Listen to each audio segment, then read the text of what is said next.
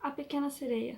A animação traz marcações históricas e geográficas exatas que não podem ser modificadas? Qual é a diferença entre história baseada e história inspirada? E pode a Disney modificar toda a animação, toda a história e trazer para o universo live action uma atriz negra para viver Ariel, ou é só apelo de representatividade?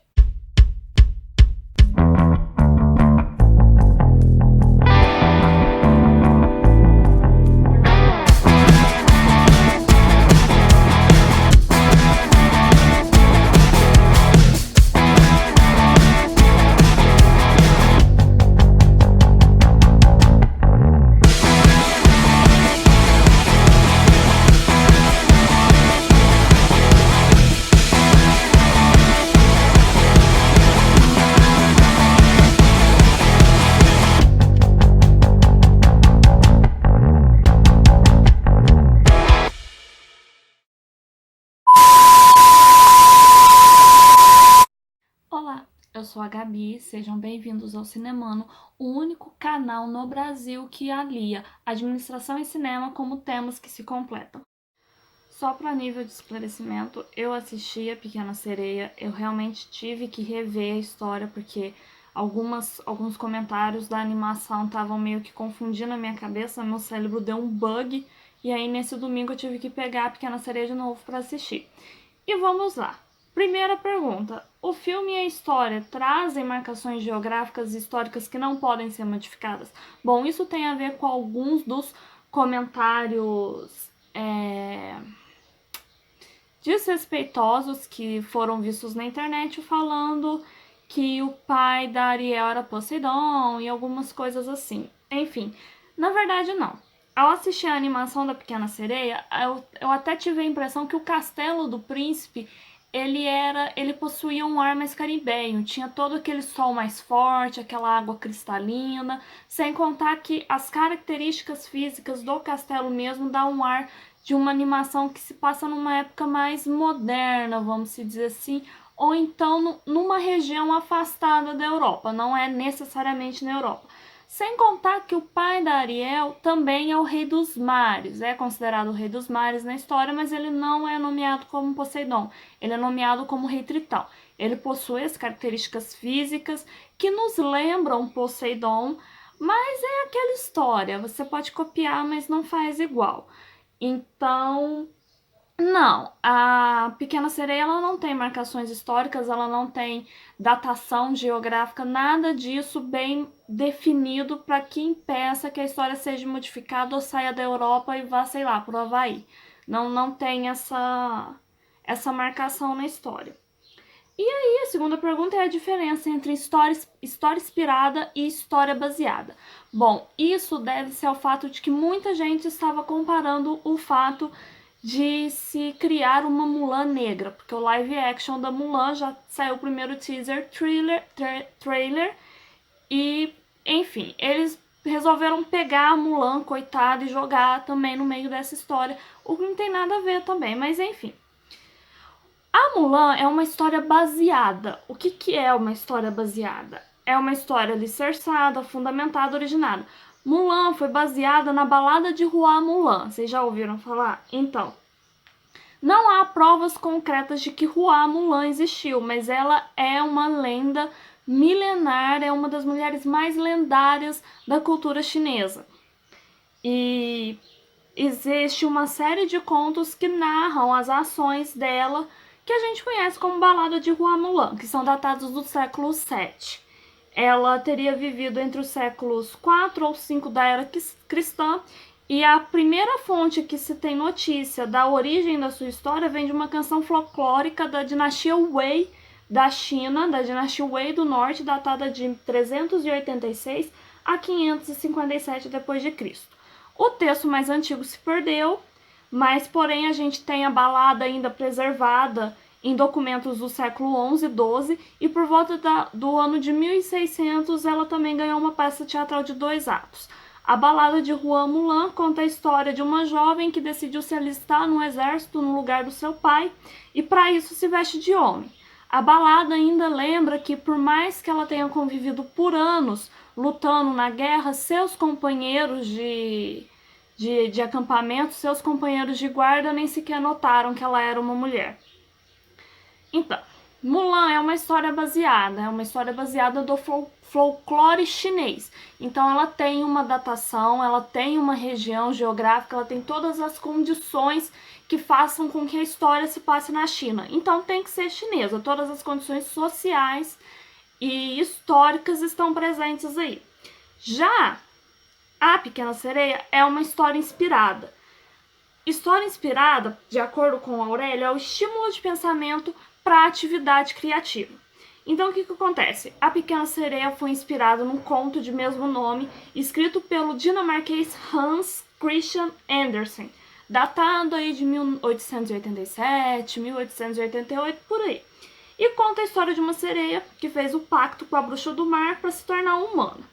Na história original, a jovem sereia, ao completar 15 anos, ganha o direito de subir à superfície. E ao chegar à superfície, ela vê os humanos e se apaixona por um príncipe e o resgata depois de um naufrágio. Para ter a chance de conquistar ele, ela recorre à bruxa do mar e toma uma poção para se tornar humana. Só que eis que ela se torna humana, mas ela não tem uma alma. Para que ela consiga uma alma imortal e continue vivendo depois que morrer, ela tem que fazer com que o príncipe ame ela de verdade. E ela vai à luta, os dois desenvolvem uma grande amizade. Para tentar conquistar o príncipe, ela dança todas as noites, eis a questão, porque como ela é uma sereia e não um ser humano, as pernas dela doem muito, então as lágrimas de dor são confundidas com lágrimas de emoção. Mas mesmo assim ela não consegue com que o príncipe se apaixone por ela, e o príncipe se casa com outra. Então ela irá morrer um dia depois do casamento do príncipe. Para que isso não aconteça, as outras irmãs dela conseguem tirar da bruxa do mar uma adaga, através de um outro acordo, e entregar para a Pequena Sereia. Com isso, a Pequena Sereia deveria matar o príncipe para retornar à sua forma original, à sua forma de sereia. Só que ao chegar ao quarto do príncipe para esfaqueá-lo, ela não tem coragem e se joga de um abismo morrendo. Então ela se mata. Essa é a história original, mas é uma história inspirada. Então eles pegaram ali a base da sereia, modificaram todo o resto e criou a animação da Disney. Então essa é a diferença entre Mulan e Pequena Sereia. Inspiração, baseado e inspirado. Então tem essa diferença. E a Disney pode modificar a história da Pequena Sereia e escalar uma atriz negra? Sim, pode. A Disney ela é uma empresa, ela é uma grande companhia com o único objetivo de se manter grande. E ela tá com um projeto de refazer todas as suas animações em versões live action, que é a modalidade onde atores reais interpretam as histórias animadas ou interpretam as versões em desenho animado. Claro que todas as histórias da Disney serão modificadas e adaptadas para o público-alvo, as crianças de hoje, não as crianças do passado. Então não é para mim os filmes da Disney, são para minha sobrinha e são para as próximas crianças que virão. Então essa história de que uma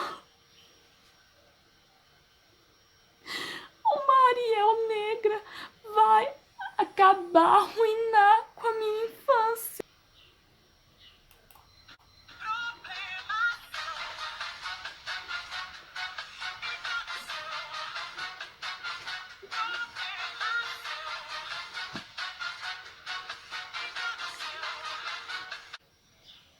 É completamente mentira. Bom, a Disney, ela tá dando vida aos clássicos dela e adaptando essas versões pro público de hoje.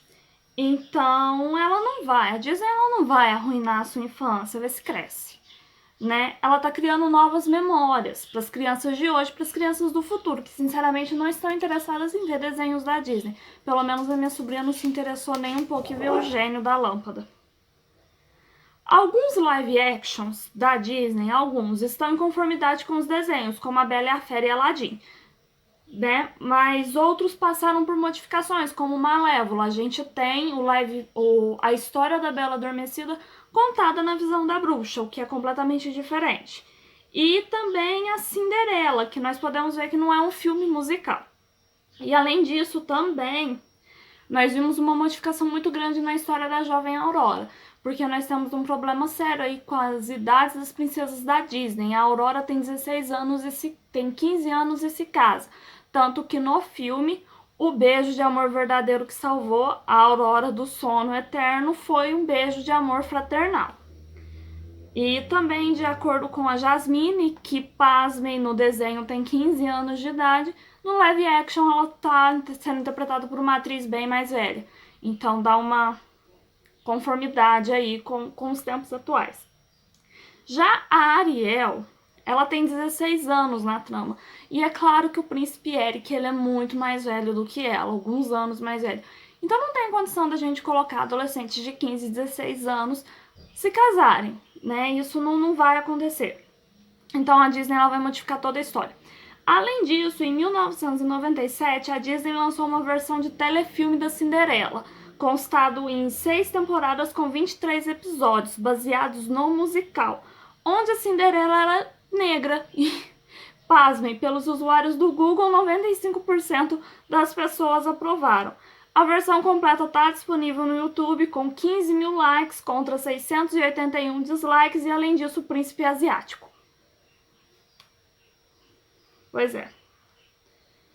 Atualmente, como que eu vou falar? A Disney ela tem todo o direito de modificar o roteiro do filme e as características do personagem. Afinal, a propriedade intelectual é dela. Então, se ela quiser colocar um anão tocando pandeiro no fundo do mar, ela vai colocar. Né? Já outra polêmica também. O gênio que interpreta o Aladdin, na versão live action, foi interpretado pelo Will Smith. E na época que o Will Smith foi escalado, houve toda aquela ladainha, todo esse mesmo mimimi pra pedir um gênio fiel ao desenho, blá, blá, blá, blá, blá. E hoje a gente não consegue imaginar um outro gênio que não seja o Will. Ele ficou perfeito no papel, não tem nem o que falar. Fizeram também uma arte conceitual colocando... Eu não sei bem se é uma arte conceitual, mas mostraram uma arte colocando a Queen Latifah como Úrsula. E então, né, a santa inteligência suprema de um cidadão foi lá embaixo e comentou assim: ah, nada a ver, eu preferia a Úrsula com a cor fiel, com a cor de pele fiel ao original do desenho. Roxo azulado. Azul. Roxo. Porque, sinceramente, a Úrsula, ela pode ser de tudo quanto é cor. Até amarela com bolinha vermelha, mas o que ela não tem é pele branca. Né? No entanto, a Queen Latifah não foi escalada para viver. A Úrsula, quem foi escalada foi a Melissa McCartney. E com certeza ela irá ter a pele pintada para fazer a Bruxa do Mar. A não ser que a Melissa McCartney retorne ao padrão humano dela quando ela fosse disfarçar de ser humano no desenho. Mas mesmo assim, as atrizes não têm diferença. Se bem que entre a Queen Latifah e a Melissa McCartney, eu prefiro a Queen Latifah, porque as artes ficaram muito fodas. Nossa senhora, cara do céu, ia ser louco demais a Queen Latifah com Úrsula.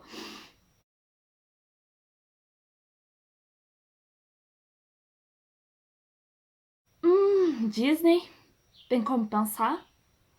Tem como voltar atrás? Não. Bem, mas enfim. A Disney, ela possui seus critérios e condições para a escolha da atriz principal para este ou para qualquer outro live action, qualquer outro filme que venha. Então, são audições, análise de casting, agenda, negociação, nananana, toda essa parte burocrática aí.